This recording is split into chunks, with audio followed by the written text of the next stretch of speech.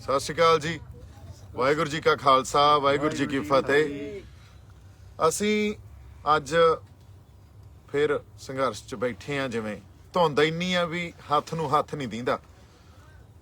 ਅੱਜ ਦੀ ਜਿਹੜੀ ਮੀਟਿੰਗ ਹੋਈ ਆ ਉਹਦੇ ਬਾਰੇ ਗੱਲਬਾਤ ਕਰਦੇ ਆ। ਜਿਹੜੀ ਸਾਡੇ ਕਿਸਾਨ ਆਗੂ ਤੇ ਸਰਕਾਰ ਦੀ ਮੀਟਿੰਗ ਹੋਈ,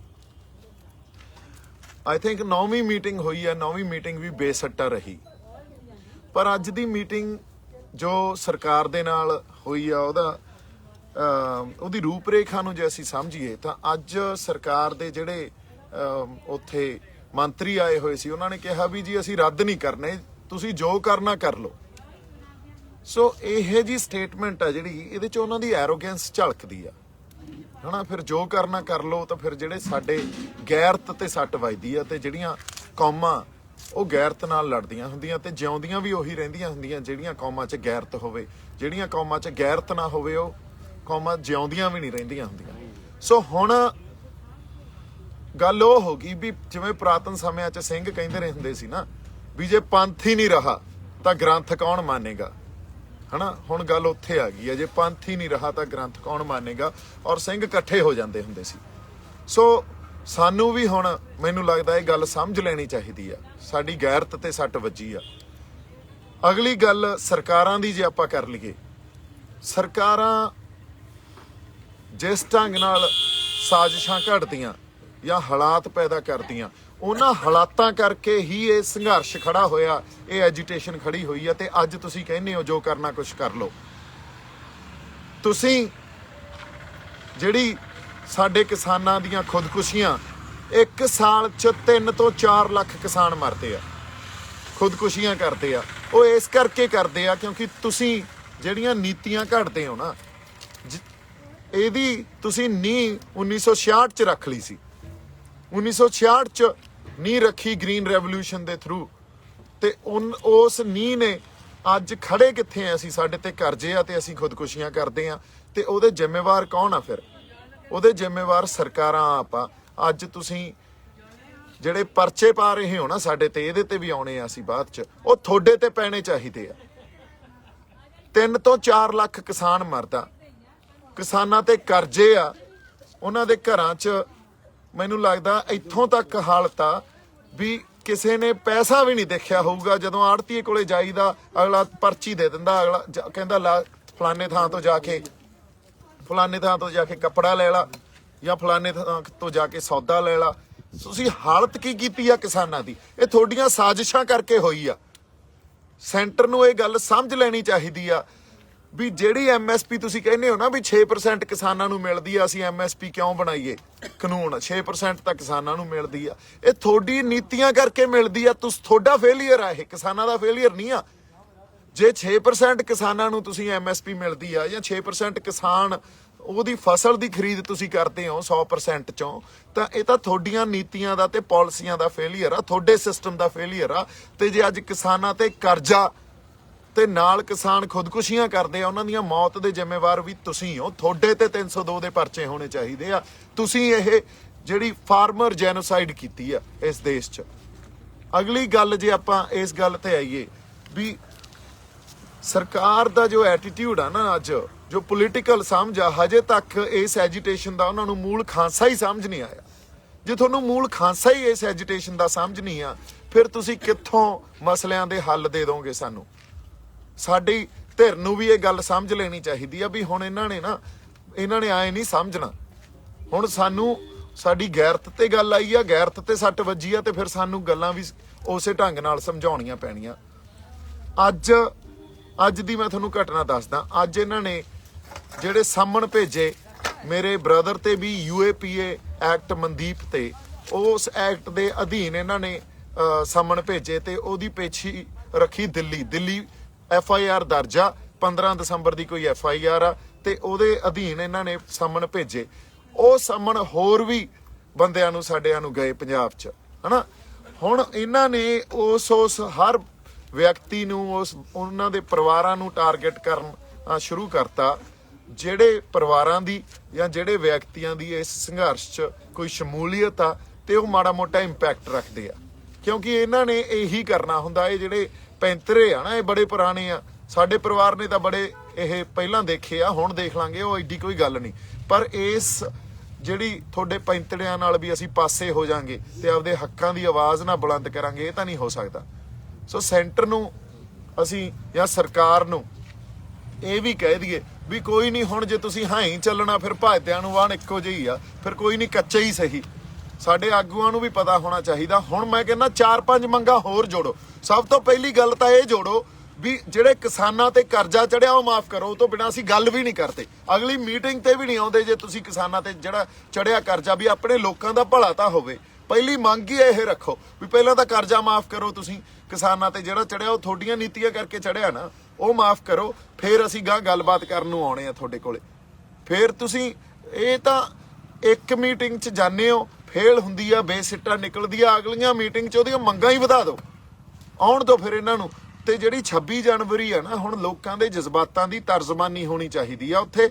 26 ਜਨਵਰੀ ਅਸੀਂ ਹੁਣ ਤੱਕ 26 ਨਵੰਬਰ ਬੜਾ ਅਹਿਮ ਸੀ। 26 ਨਵੰਬਰ ਅਹਿਮ ਹੀ ਇਸ ਤਰ੍ਹਾਂ ਸੀ, ਜਿਹੜੇ ਕਹਿੰਦੇ ਆ ਨਾ ਵੀ ਅਸੀਂ ਜਾਬਤੇ 'ਚ ਨਹੀਂ, ਅਸੀਂ ਜਾਬਤੇ 'ਚ ਹੀ ਆ। ਅਸੀਂ ਉਦੋਂ ਵੀ ਜਾਬਤੇ 'ਚ ਸੀ, ਪਰ ਜਾਬਤੇ 'ਚ ਰਹਿੰਦੇ ਹੋਏ ਵੀ ਅਸੀਂ ਬੈਰੀਕੇਡ ਭੰਨੇ ਸੀ ਨਾ। ਜਿਹੜੇ ਟਰੈਕਟਰ ਤੇ ਤੁਸੀਂ ਅੱਗੇ ਸਟੇਜ ਲਾਈ ਸੀ, ਉਹ ਟਰੈਕਟਰ ਬੈਰੀਕੇਡ ਭੰਨ ਕੇ ਹੀ ਆਇਆ ਸੀ। ਸੋ ਐਕਟੀ ਵੀ ਜਿਹੜਾ ਸਾਨੂੰ ਪ੍ਰੋਗਰਾਮ ਦੇਣਾ ਚਾਹੀਦਾ, ਉਹਦਾ ਇੰਪੈਕਟ ਹੋਣਾ ਚਾਹੀਦਾ। ਇੰਪੈਕਟਫੁਲ ਪ੍ਰੋਗਰਾਮ ਦਿਓ। ਤੁਹਾਨੂੰ ਇਹ ਬੇਨਤੀ ਆ ਸਾਡੀ, ਸਾਡੇ ਜਿਹੜੀ ਸੰਗਤ ਆ, ਲੋਕ ਆ, ਉਹਨਾਂ ਦੇ ਜਜ਼ਬਾਤਾਂ ਦੀ ਤਰਜਮਾਨੀ ਹੋਵੇ। ਇੱਥੇ ਕੋਈ ਸ਼ਰਾਰਤੀ ਅਨਸਰ ਨਹੀਂ ਆ। ਹਰ ਬੰਦਾ ਕਿਸਾਨੀ ਦੇ ਸੰਘਰਸ਼ 'ਚ, ਤਰਜੀਹ ਕਿਸਾਨੀ ਦੇ ਮੁੱਦਿਆਂ ਨੂੰ ਆ। ਅਸੀਂ ਚਾਹੁੰਦੇ ਆ, ਸੰਗਤ ਇਹ ਚਾਹੁੰਦੀ ਆ। ਇੱਥੇ ਦੇਖੋ ਸਾਰੀ ਸੰਗਤ ਖੜੀ ਆ, ਇੰਨੇ ਅਸੀਂ ਠੰਡ 'ਚ ਇੱਥੇ ਬੈਠੇ ਆ। ਇਹ ਚਾਹੁੰਦੀ ਆ ਵੀ ਲੋਕਾਂ ਦਾ ਭਲਾ ਹੋਵੇ, ਕਿਸਾਨਾਂ ਦਾ ਭਲਾ ਹੋਵੇ। ਪਿੰਡਾਂ 'ਚ ਰਹਿੰਦੇ ਜਿਹੜੇ ਲੋਕ ਆ, ਉਹਨਾਂ ਦੇ ਹਾਲਾਤ ਸੁਧਰਨ। ਪਿੰਡਾਂ 'ਚ ਜੋ ਹਾਲਾਤ ਬਣੇ ਹੋਏ ਆ, ਉਹ ਸਾਨੂੰ ਸਾਰਿਆਂ ਨੂੰ ਪਤਾ, ਪਰ ਅਸੀਂ ਉਹਨਾਂ ਤੋਂ ਪਤਾ ਨਹੀਂ ਕਦੋਂ ਤੱਕ ਮੁਨਕਰ ਹੁੰਦੇ ਰਹਾਂਗੇ, ਅਸਲ ਗੱਲ ਤੇ ਹੀ ਨਾ ਆਵਾਂਗੇ। ਅਸੀਂ ਇਹ ਗੱਲ ਕੋਈ ਪੋਲੀਟੀਕਲ, ਦੇਖੋ ਇਹ ਪੋਲੀਟੀਕਲ ਲੜਾਈ ਬਣਦੀ ਜਾ ਰਹੀ ਆ, ਪੋਲੀਟੀਕਲ ਰੂਪ ਬਣਦਾ ਜਾ ਰਿਹਾ ਇਹਦਾ। ਚਲੋ ਇਹ ਤਾਂ ਹਾਲਾਤ ਨੇ ਉਸ ਪਾਸੇ ਨੂੰ ਤੋਰਤਾ, ਪਰ ਲੋਕਾਂ ਦਾ ਭਲਾ ਹੋਣਾ ਬਹੁਤ ਜ਼ਰੂਰੀ ਆ। ਲੋਕਾਂ ਦਾ ਜਜ਼ਬਾਤ ਆ ਜਿਹੜੇ, ਉਹਨਾਂ ਜਜ਼ਬਾਤਾਂ ਤੇ ਪਹਿਰਾ ਦੇਣਾ ਸਾਡਾ ਬੜਾ ਜ਼ਰੂਰੀ ਆ। ਇੱਥੇ ਦੇਖ ਲਓ ਇੰਨੀ ਧੁੰਦ 'ਚ ਵੀ, ਮਾੜਾ ਜਿਹਾ ਦਿਖਾਓ ਤੁਸੀਂ ਇੱਧਰ ਨੂੰ ਫੇਰ ਕੇ, ਸਹੀ ਗੱਲ ਹੈ। ਆ ਸਾਰੇ ਸਾਡੇ ਬੰਦੇ ਭਾਈ ਪਿੱਛੇ ਨਾ ਕਰੋ, ਇੱਧਰ ਮੇਰੇ ਬੱਚੇ ਆ ਸਾਡੀਆਂ ਮਾਤਾਵਾਂ। ਹਾਂਜੀ ਕੋਈ ਨਹੀਂ, ਆ ਜਾ। ਇਹ ਸਾਡੀਆਂ ਮਾਤਾਵਾਂ ਇੱਥੇ ਹਨਾ, ਤੇ ਸਾਡੀਆਂ ਇਹ ਸਾਡੇ ਲਈ ਲੰਗਰ ਬਣਾਉਂਦੀਆਂ। ਅਸੀਂ ਆ ਕੇ ਲੰਗਰ ਖਾ ਲੈਂਦੇ ਆ। ਕੋਈ ਗੱਲ ਆ ਇਹ, ਇਹਨਾਂ ਨੂੰ ਘਰ ਛੜਾਏ ਹੋਏ ਆ, ਇੱਥੇ ਬੱਚਿਆਂ ਨੂੰ ਘਰ ਛੜਾਏ ਹੋਏ ਆ, ਬਜ਼ੁਰਗ ਬੈਠੇ ਆ ਇੰਨੀ ਠੰਡ 'ਚ। ਚਲੋ ਅਸੀਂ ਫੇਰ ਆਪਦੇ ਉੱਤੇ ਮਾੜਾ ਮੋਟਾ ਝੱਲ ਲਾਂਗੇ ਇਹਨਾਂ ਗੱਲਾਂ ਨੂੰ, ਪਰ ਇੰਨੀਆਂ ਨਿਰਦਈ ਸਰਕਾਰਾਂ, ਇਹੋ ਜੀ ਗਵਰਨੈਂਸ, ਤੁਸੀਂ ਇਹਨੂੰ ਗਵਰਨੈਂਸ ਕਹਿੰਦੇ ਹੋ? ਇਸ ਤਰ੍ਹਾਂ ਦੇਸ਼ ਚੱਲਦੇ ਆ। ਹੁਣ ਉਦੋਂ ਬਾਅਦ ਤੁਸੀਂ ਵੰਗਾਰੀ ਜਾਂਦੇ ਹੋ ਸਾਨੂੰ, ਜਿਵੇਂ ਪਤਾ ਨਹੀਂ ਕਿੱਡਾ ਕੁ ਵੱਡੇ ਜੰਗ ਦੀ ਤਿਆਰੀ ਤੁਸੀਂ ਵਿੱਢੀ ਬੈਠੇ ਹੋ, ਤੇ ਉਹਦੇ ਖਾਤਰ ਤੁਸੀਂ ਕਿੱਡੇ ਵੱਡੇ ਖਰਚੇ ਕਰ ਦੋਗੇ। ਤੁਸੀਂ ਆਪਦੀਆਂ ਆਰਮਡ ਫੋਰਸਿਸ ਨੂੰ ਬੁਲਾਓਗੇ, ਬੈਰੀਕੇਟਿੰਗ ਕਰੋਗੇ, ਕੰਟੇਨਰਸ ਰੱਖੋਗੇ, ਪਰ ਕਿਸਾਨਾਂ ਨੂੰ ਉਹਨਾਂ ਦਾ ਹੱਕ ਨਹੀਂ ਦੇਣੇ। ਕਿਸਾਨਾਂ ਨੂੰ ਇਹ ਨਹੀਂ ਕਹਿਣਾ ਵੀ ਨਹੀਂ ਤੁਹਾਨੂੰ ਕੋਈ ਨਹੀਂ, ਤੁਹਾਡੇ ਹੱਕ ਦਿੰਨੇ ਆ, ਤੁਹਾਡੀ ਖਾਤਰ ਵੀ ਕੁਝ ਕਰਦੇ ਆ। ਇਹ ਨਹੀਂ ਕਰਨਾ ਅਸੀਂ। ਔਰ ਮੈਨੂੰ ਸਮਝ ਹੀ ਨਹੀਂ ਆ ਰਹੀ ਕਿਸ ਤਰ੍ਹਾਂ ਦੇ ਹਾਲਾਤ ਆ ਇੱਥੇ। ਉਹਨਾਂ ਹਾਲਾਤਾਂ ਨੂੰ ਕੋਈ ਸਮਝ ਨਹੀਂ ਰਿਹਾ। ਕੋਈ ਤੁਹਾਡੇ ਚੋਂ ਹੀ ਬੰਦਾ, ਕੋਈ ਨੇਕ ਰੂਹ ਹੋਵੇ, ਉਹਦੇ ਅੰਦਰ ਕਿਤੇ ਮਾੜੀ ਮੋਟੀ ਇਨਸਾਨੀਅਤ ਜਾਗ ਜੇ, ਹਨਾ। ਸੋ ਇਹਨਾਂ ਗੱਲਾਂ ਨੂੰ, ਇਹਨਾਂ ਮਸਲਿਆਂ ਨੂੰ ਜੇ ਕੋਈ ਸਮਝਦਾ ਨਹੀਂ, ਫਿਰ ਅਸੀਂ ਆਪਦੇ ਆਪ ਨੂੰ ਇਨਸਾਨ ਕਹਿੰਦੇ ਆ। I think you know, we are far away from being a human being. So ਜਿਸ ਢੰਗ ਨਾਲ ਇਸ ਸੰਘਰਸ਼ ਨਾਲ ਲੋਕ ਜੁੜੇ ਹੋਏ ਆ, ਇੱਥੇ ਹੀ ਨਹੀਂ, ਸਾਰਾ ਪੰਜਾਬ, ਸਾਰਾ ਹਰਿਆਣਾ, ਇਧਰੋਂ ਯੂਪੀ ਵਾਲੇ ਕੀ, ਰਾਜਸਥਾਨ ਵਾਲੇ ਕੀ, ਹੋਰ ਪਾਸਿਓਂ ਬੰਦੇ ਕੀ, ਫਿਰ ਬਾਹਰਲੀ ਸੰਗਤ ਜੋ ਇਹਦੇ ਨਾਲ ਜੁੜੀ ਹੋਈ ਆ, ਉਹ ਬੈਠੇ ਚਾਹੇ ਬਾਹਰ ਆ, ਉਹਨਾਂ ਦੇ ਰੂਹ ਵੀ ਇੱਥੇ ਆ, ਉਹਨਾਂ ਦੇ ਦਿਲ ਵੀ ਇੱਥੇ ਆ।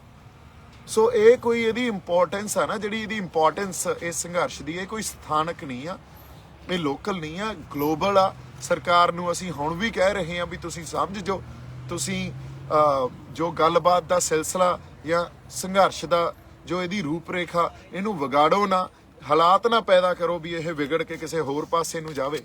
ਆਪਦੀ ਜਿਹੜੀ ਤੁਹਾਡੇ ਕੋਲੇ ਸਿਸਟਮ ਆ ਜਾਂ ਤੁਸੀਂ ਜਿੰਨੇ ਰਿਸੋਰਸਿਸ ਰੱਖੇ ਹੋਏ ਆ ਜਾਂ ਆਪਦੀਆਂ ਫੋਰਸਸ ਤੇ ਇੰਨਾ ਹੰਕਾਰ ਨਾ ਕਰੋ ਵੀ ਤੁਸੀਂ ਕਿਸੇ ਤਰ੍ਹਾਂ ਵੀ ਲੋਕਾਂ ਨੂੰ ਇੰਨਾ ਕੁ ਦਬਾ ਦਿਓ ਜਾਂ ਉਹਨਾਂ ਨੂੰ ਕੁਚਲ ਦਿਓ ਵੀ ਲੋਕ ਬੋਲਣ ਜੋਗੇ ਵੀ ਨਾ ਰਹਿਣ।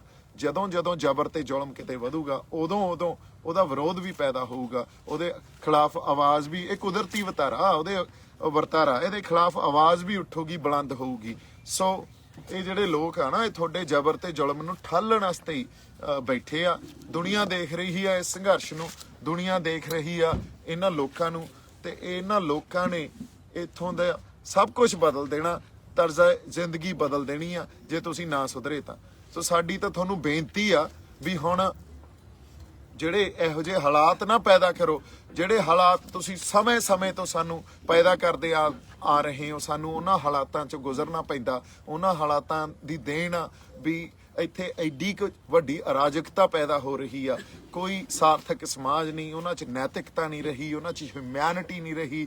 ਤੁਸੀਂ ਇਹ ਦੇਖੋ, ਜੇ ਕਿਸਾਨਾਂ 'ਚ ਇਕਨੋਮੀ ਵਾਈਜ਼ ਵੀ ਦੇਖੀਏ, ਜੇ ਕਿਸਾਨਾਂ ਕੋਲੇ ਪੈਸੇ ਹੋਣਗੇ ਤਾਂ ਉਹ ਸਮਾਨ ਖਰੀਦਣਗੇ, ਕੋਈ ਮੋਟਰਸਾਈਕਲ ਖਰੀਦੂ, ਕੋਈ ਕਾਰ ਖਰੀਦੂ, ਕੋਈ ਹੋਰ ਸਮਾਨ ਖਰੀਦਣਗੇ ਤਾਂ ਇਕਨੋਮੀ 'ਚ ਪੈਸਾ ਆਊਗਾ। ਇਕਨੋਮੀ 'ਚ ਪੈਸਾ ਆਊਗਾ ਤਾਂ ਇਕਨੋਮੀ ਪ੍ਰੋਸਪਰ ਹੋਊਗੀ। ਇਹ ਤਾਂ ਸਿੰਪਲ ਜਿਹਾ ਫਾਰਮੂਲਾ ਨਾ, ਪਰ ਤੁਹਾਡੀਆਂ ਨੀਤੀਆਂ ਨਾਲ ਜਿਹੜੀ ਵੈਲਥ ਆ ਉਹ ਤੁਸੀਂ ਐਕੂਮੂਲੇਟ ਕਰ ਰਹੇ ਹੋ ਕੁਛ ਹੀ ਹੱਥਾਂ 'ਚ, ਕੁਛ ਲੋਕਾਂ ਤੱਕ ਹੀ ਵੈਲਥ ਰਹਿ ਜਾਂਦੀ ਆ, ਬਾਕੀ ਤਾਂ ਹੈਂਡ ਟੂ ਮਾਊਥ ਆ। ਜੇ ਜਿਉਂ ਰਹੇ ਆ ਤਾਂ ਜਿਉਂ ਰਹੇ ਆ, ਉਹ ਬਸ ਉਸ ਢੰਗ ਨਾਲ ਹੀ ਜਿਉਂਦੇ ਰਹਿਣ। ਉਹਨਾਂ ਦੀ ਤੁਸੀਂ ਜਿਵੇਂ ਜਿਉਣਾ ਕਿਵੇਂ ਆ, ਉਹਨਾਂ ਨੇ ਰਹਿਣਾ ਕਿਵੇਂ ਆ, ਖਾਣਾ ਕੀ ਆ, ਪਹਿਨਣਾ ਕੀ ਆ, ਇਹ ਵੀ ਪਰਿਭਾਸ਼ਿਤ ਤੁਸੀਂ ਕਰਨ ਲੱਗ ਗਏ। ਉਹ ਹੈ ਕੌਣ ਲੋਕ, ਇਹ ਵੀ ਪਰਿਭਾਸ਼ਿਤ ਤੁਸੀਂ ਕਰਨ ਲੱਗ ਗਏ। ਐਂ ਤਾਂ ਨਹੀਂ ਚੱਲਦਾ ਹੁੰਦਾ।